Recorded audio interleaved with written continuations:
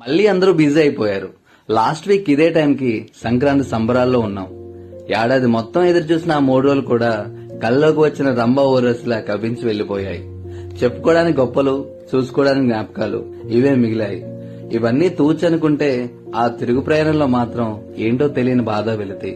అమ్మా నాన్న, చిన్ననాటి స్నేహితులు, అక్కడే కింద పడి అక్కడే నడకనేచ్చి అక్కడే ఆడుకుని అక్కడే దెబ్బలు తగిలించుకుని ఆ మట్టి జ్ఞాపకాలు మళ్లీ గుర్తు తెచ్చిన పల్లె వదిలి వెళ్తానంటే మాత్రం మన ఊరు కూడా లగేజ్ బ్యాగ్ పట్టుకుని పోవద్దంటూ మారం చేస్తుంది. అప్పుడు వచ్చాయండి కన్నీళ్లు. సరిగ్గా మనం అర్థం చేసుకోం, కానీ ఇదే కదా నిజమైన ప్రేమ అంటే. నా తెలివి తక్కువ బుర్రకు సర్ది చెప్పుకుని కళ్ళు తడుముకుని బస్సు ఎక్కాను. కట్ చేస్తే మళ్లీ అవే పాత రోజులు, అదే ట్రాఫిక్ రద్దీలు. ఆఫీస్ ఏమీ మారలేదు, హడావుడేమీ తగ్గలేదు. ఏదో ఇవన్నీ మీకు చెప్పాలనిపించింది, అందుకే చెప్పుకున్నా.